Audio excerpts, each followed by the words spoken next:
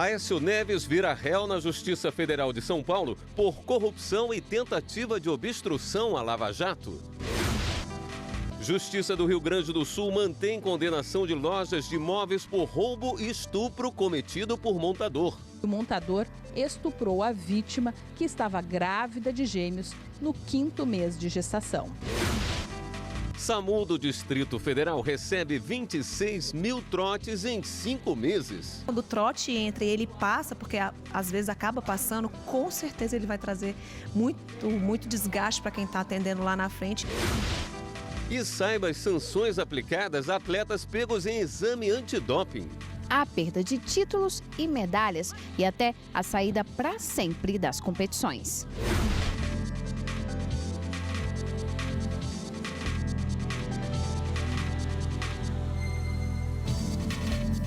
Olá, boa noite. O deputado Aécio Neves virou réu na Justiça Federal de São Paulo por corrupção e tentativa de obstrução à Lava Jato. A repórter Fernanda Porto tem mais informações para a gente. Oi, Fernanda. Boa noite. Oi, William. Boa noite para você. Boa noite a todos que nos acompanham. A denúncia foi recebida hoje à tarde pela Justiça Federal de São Paulo. A acusação foi feita depois de delação do empresário Joesley Batista, que afirma ter pago R$2 milhões como propina para Aécio Neves e também para a irmã dele, Andréa Neves, em 2017. Com o recebimento da denúncia, eles vão responder por corrupção passiva. Além deles, a denúncia também aponta um primo de Aécio e um assessor parlamentar envolvidos no esquema. O deputado federal Aécio Neves ainda também responde nessa mesma acusação por tentativa de obstrução à Operação Lava Jato. A defesa do deputado federal Aécio Neves disse que vai provar a inocência do parlamentar. William. Obrigado, Fernando. A Justiça do Rio Grande do Sul manteve a condenação da fábrica de móveis Todeschini e da loja TDT Móveis Planejados pelo roubo e estupro cometido por um montador. As empresas terão que pagar R$ 419.760 por danos morais causados a um casal e aos filhos deles. O crime foi cometido em 2015, na Serra Gaúcha.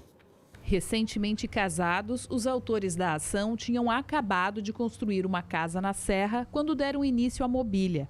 Compraram R$ 56 mil em móveis planejados da marca Todeschini, na loja revendedora TDT Móveis Planejados. A escolha da marca foi feita justamente pela credibilidade, mas o desfecho acabou sendo inesperado. O montador da loja, que trabalhou durante 10 dias na casa da família, acabou roubando a chave da bolsa da mulher. Ele voltou em uma noite acompanhado de um menor de idade.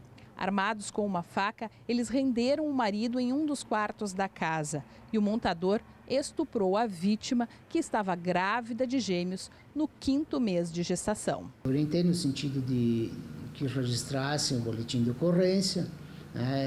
Aí ele me relatou que a esposa já havia sido encaminhada para o hospital. Aí existia uma preocupação também em razão dela estar grávida, né, com as crianças. Então ela relatou todos esses fatos. Exatamente por entender que a esposa teve o maior abalo moral, é que os desembargadores conferiram a ela um valor de indenização maior. A violência sexual, o abalo emocional, o sofrimento e a ofensa aos direitos da personalidade foram levados em conta na decisão. A indenização foi de R$ 190.800. No primeiro grau, o juiz de direito Gerson Martins da Silva, que julgou o caso na comarca, condenou a Todeschini e a TDT Móveis Planejados solidariamente ao pagamento de indenização por danos morais no valor total de R$ 438.840, indenizando cada um dos autores. Para cada um dos bebês, a indenização foi fixada em R$ 28.620. O casal recorreu da decisão, pedindo o aumento dos valores. As empresas réis também recorreram. A TDT argumentou que, na data dos fatos, o causador dos danos não agia como seu preposto ou estava no exercício do trabalho. Já a Todeschini S.A. sustentou ser parte ilegítima, porque não colaborou para o evento causador dos danos. No Tribunal de Justiça, o relator do apelo comentou o caso, que causou perplexidade até mesmo aos magistrados. Pelos anos de função, né, a gente passa por vários casos emblemáticos e tal. Esse é um caso realmente, além de toda a complexidade jurídica, o fato em si é um fato que realmente abala. O processo trouxe à análise dos desembargadores uma questão que tem dois entendimentos na legislação: o direito dos nascituros, ou seja, dos fetos. Nosso entendimento, quando apreciamos o caso, é de que alguns atributos relativamente a direitos da pessoa, ainda que a vida fosse intrauterina, né, tinham sido ofendidos. Os desembargadores da 9ª Câmara Cível mantiveram os valores estabelecidos já no primeiro grau para os bebês, bem como a indenização da mãe. Para o marido, a indenização foi fixada em R$ 171.720. O Superior Tribunal de Justiça manteve a validade da patente de um medicamento usado no tratamento da AIDS. O remédio Caletra é um dos medicamentos utilizados para o tratamento do HIV. O remédio é fabricado e distribuído no Brasil pelo laboratório Abbott. A empresa é titular da patente que foi concedida ao INPI, Instituto Nacional da Propriedade Industrial, em 2000 e deu ao laboratório o monopólio da venda no país. Em 2009, uma ação de nulidade de patente foi ajuizada. Uma empresa farmacêutica alegou que os requisitos gerais da Lei da Propriedade Industrial, como novidade, atividade inventiva e aplicação industrial, não foram examinados. Além de não ter tido anuência prévia da Anvisa, Agência Nacional de Vigilância Sanitária. Por que a gente introduz a INPI, a Anvisa, nesses critérios de patente de produtos farmacêuticos? A gente solicita para ver se aquele produto é prejudicial à saúde dos brasileiros. Não houve problema porque a Anvisa, no decorrer do pedido, ela realmente concedeu e viu que estava tudo correto, que o que ela estava utilizando, ao contrário, não prejudicava, mas sim beneficiava. O Tribunal Regional Federal da 2ª Região deferiu o recurso da Abbott para determinar ao INPI a remessa do pedido de patente à Anvisa para que esta se pronunciasse sobre a anuência prévia. Mesmo assim, a empresa recorreu ao STJ. Mas a 3ª turma negou o provimento ao recurso especial e manteve o entendimento da decisão que considerou válido o ato administrativo concedendo ao laboratório Abbott a patente da invenção do medicamento. A relatora do recurso, ministra Nancy Andrighi, ressaltou que as patentes requeridas em processo pipeline, como é o caso, possuem natureza especial e que a não observância dos requisitos do artigo 8º da Lei da Propriedade Industrial não causa nulidade para invalidar a patente. Constantemente, atletas são pegos nos exames antidoping. O uso de substâncias proibidas tem sanções severas que podem acabar de vez com a carreira no esporte. Os meninos do time de base do Brasília treinam de segunda a sexta, pelo menos 3 horas sem parar. Quando joga no domingo, também tem treino no sábado. Um ritmo que exige muito dos jogadores. É aquela coisa, o goleiro é uma profissão que tem que pegar pesado, é 100% no jogo e 200% no treino. É um treino pesado, mas é um cansaço que nos satisfaz, né? Essa realidade de treinamento pesado se repete por todo o mundo e em diferentes esportes. Para garantir alto rendimento, alguns atletas acabam recorrendo a substâncias proibidas. Pegos nos exames antidoping, eles podem ficar suspensos temporariamente da atividade. E nos casos mais graves, há a perda de títulos e medalhas e até a saída para sempre das competições. O uso de estimulantes é antigo. Na década de 60, passaram a ficar mais conhecidos. Casos emblemáticos de doping mancharam a trajetória de alguns esportistas. Ben Johnson, corredor canadense, entrou para a história como o primeiro grande ídolo do esporte a ser pego no exame antidoping em 1988. Ele teve que devolver a medalha de ouro conquistada nos 100 metros rasos nos Jogos de Seul. O teste acusou estanozolol, um esteroide anabolizante. A ex-nadadora brasileira Rebeca Guzmão teve que devolver as 4 medalhas que conquistou nos Jogos Pan-Americanos em 2007. A causa? alto índice de testosterona no sangue. Daiane dos Santos também foi afastada em 2009 por causa da substância furosemida, presente em remédios para emagrecer. E Maureen Mauge ficou 2 anos fora do esporte depois de confirmada presença de clostebol no sangue da atleta. A assaltadora alegou que a substância estava num creme cicatrizante que usou após uma sessão de depilação. Quando um atleta é flagrado, com o uso de uma substância proibida por uma lista que sai anualmente, a lista de substâncias proibidas da Agência Mundial Antidoping, esse atleta fatalmente será denunciado por um órgão e essa denúncia vai ser tramitada num tribunal. Os casos de doping em competições brasileiras são julgados pelo Tribunal de Justiça Desportiva Antidopagem, que fica em Brasília e está ligado à Secretaria de Estado de Esporte e Lazer. O coordenador da Comissão Técnica e Combate à Dopagem da CBF acompanha as audiências. Ele explica que os testes são feitos em todos os jogos da Série A e B do futebol masculino e feminino. São 2 atletas selecionados por equipe por partida. Esse resultado ele é informado do laboratório para a ABCD. Diga-se, a ABCD é a autoridade de teste, ela que é a mandatária no controle de doping em todo o Brasil. E lembra dos meninos do Brasília? Por lá, além do treino pesado, tem muito diálogo para que eles não recorram a substâncias proibidas. A gente precisa mais dar orientações mesmo, de descanso, de uma boa alimentação, A gente abdicar, se eu sou um atleta, eu preciso abdicar. E a seguir, SAMU do Distrito Federal recebe 26 mil trotes em 5 meses. O impacto disso é muito grande, tanto financeiramente como para a vida humana, porque pessoas que dependem realmente desse serviço podem estar sendo prejudicadas no momento em que a gente envia o recurso para uma ligação falsa.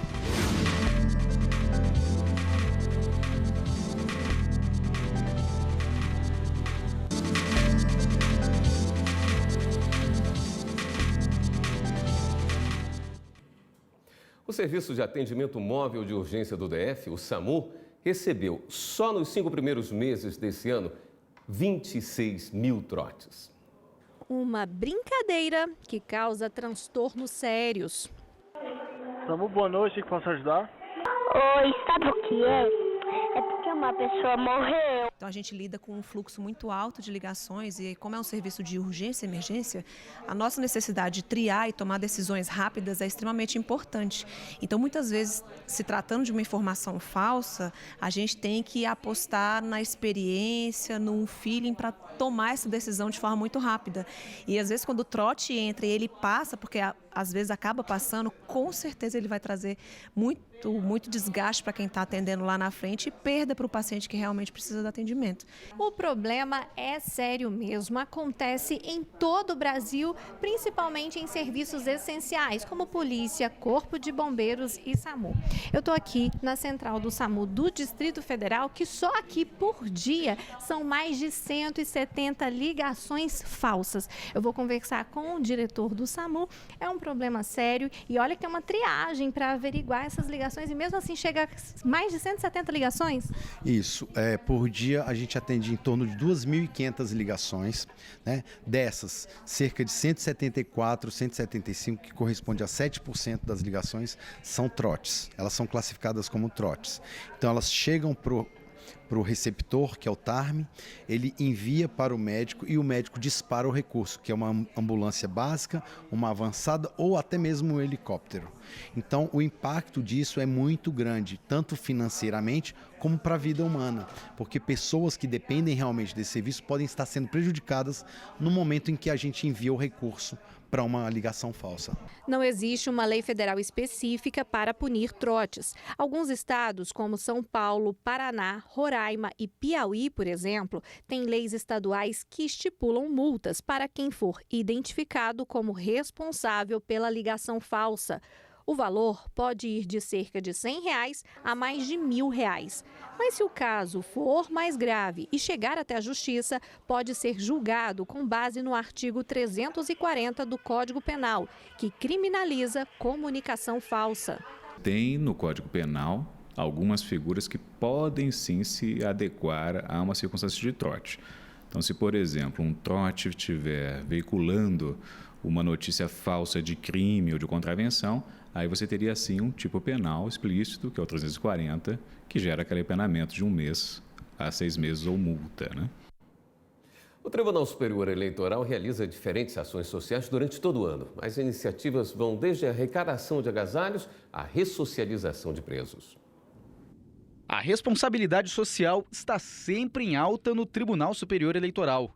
Ao longo do ano, diferentes ações sociais são realizadas por aqui, como campanhas de arrecadação de agasalhos e fraldas geriátricas para pessoas carentes. Quando o TSE se propõe a fazer ações externas e internas de responsabilidade social, ele está pensando nesse colaborador que está aqui, na sua família, na sociedade, né? Então ele pensa como um todo. Um dos programas sociais do tribunal é o Adolescente Aprendiz, que hoje oferece oportunidade de trabalho para 20 jovens de baixa renda. Rebeca chegou aqui há mais de um ano.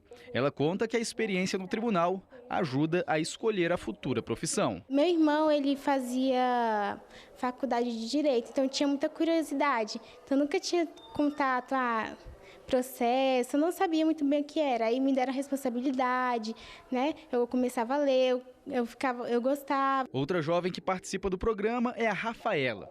Chegou assim, meio sem foco, e agora já sabe exatamente o que quer. Antes eu queria fazer várias faculdades, né? Eu não sabia exatamente o que eu queria. Aí agora eu sei que eu quero fazer Direito, mas eu quero fazer um concurso para tribunal. O Tribunal Superior Eleitoral também tem iniciativas voltadas para o público interno. O programa Educação Solidária, por exemplo, foi criado para os colaboradores do TSE. É trazer para esse colaborador o desenvolvimento tanto pessoal quanto profissional.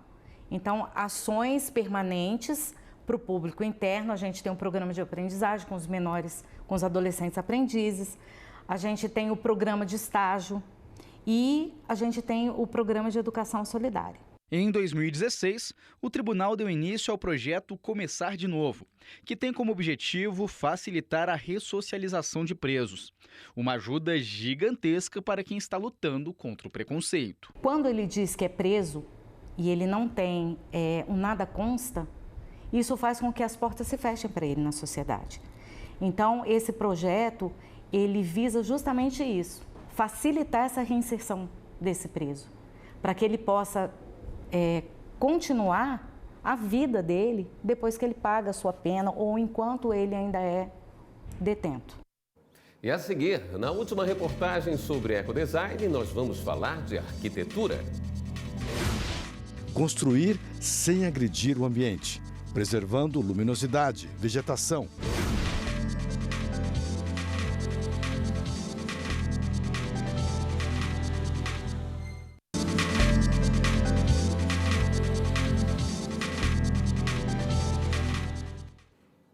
Nesta semana, o Jornal da Justiça apresentou para você uma série de reportagens sobre o ecodesign, um processo que busca desenvolver produtos e serviços sem prejudicar o meio ambiente.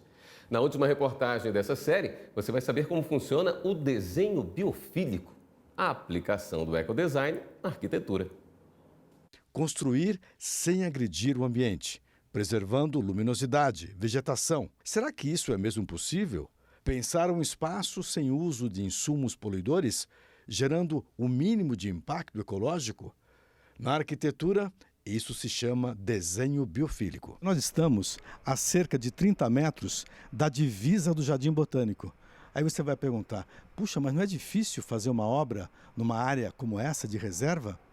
A boa notícia é que a arquitetura resolve esse problema com categoria. Rosa é paraguaia e vive no Brasil há 10 anos. Ela menciona que a obra usa 2 contêineres, com pé direito de 2,50 metros de altura. Esses 2 containers, eles estavam nesse terreno como depósito mesmo de materiais de obra e tudo mais, né? Uhum. E quando o dono ele quis ter esse estúdio aqui em cima, né? Uhum.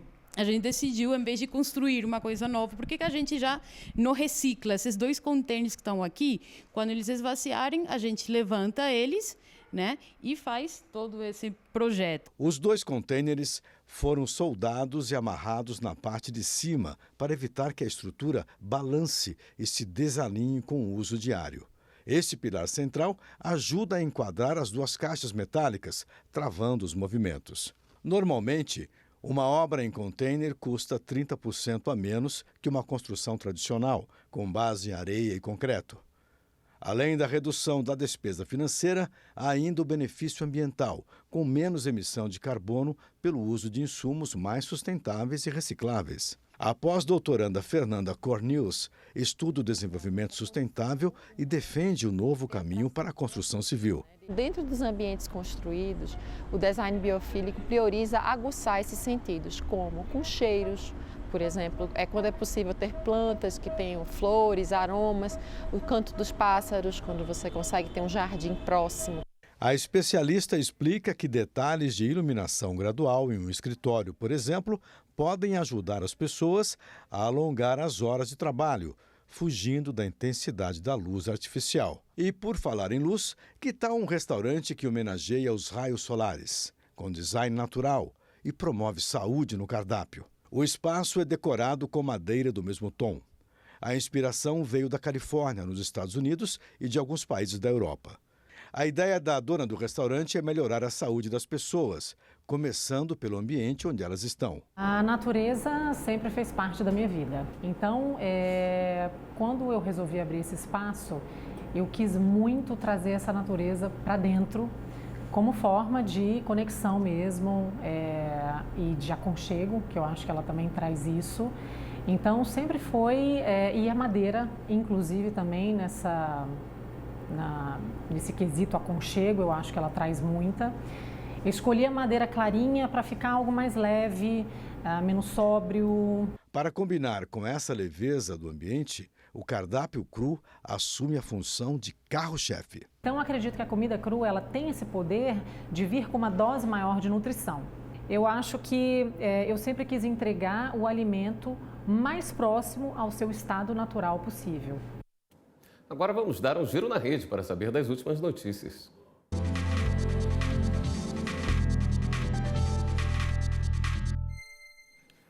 Vamos à redação do Jornal da Justiça. Fala com a repórter Viviane Novaes, que tem as novidades para a gente. Oi, Viviane, boa noite. Boa noite, William, e boa noite a todos. Olha, a Associação Nacional dos Procuradores da República entregou ao presidente Jair Bolsonaro a lista tríplice com sugestões de nomes para o comando da Procuradoria-Geral da República. Esses nomes foram escolhidos numa eleição entre os procuradores. São Mário Bonsalha, Luísa Frischeisen e Bleu Dalu. Mas o presidente da República pode escolher um procurador fora da lista se quiser. O mandato da atual procuradora-geral, Raquel Dodge, termina em setembro. O inquérito sobre o incêndio no Museu da Língua Portuguesa, em São Paulo, foi concluído sem apontar os responsáveis. Segundo a Polícia Civil, ninguém foi culpado pelo que aconteceu porque o Instituto de Criminalística apontou que o fogo foi causado por defeitos em um dos holofotes do prédio. O incêndio ocorreu em dezembro de 2015 e destruiu o segundo e o terceiro andar do museu. O inquérito foi encaminhado à Promotoria Criminal, que vai analisar a conclusão da polícia. A Chapecoense foi condenada a pagar R$ 130 mil aos pais do atacante Thiago da Rocha Vieira. Ele foi uma das 71 pessoas que morreram no acidente de avião na Colômbia em novembro de 2016. Foi a primeira condenação do clube em ações trabalhistas. A decisão ainda cabe recurso, mas a Chapecoense está tentando um acordo com a família do jogador. Bem, e o giro fica por aqui. Você pode rever as reportagens do Jornal da Justiça lá no YouTube. É só digitar TV Justiça Oficial. Um bom fim de semana para todo mundo. Voltamos ao estúdio. William. Obrigado, Viviane. O Jornal da Justiça, segunda edição, também fica por aqui. Uma boa noite para você. Tenha um ótimo fim de semana.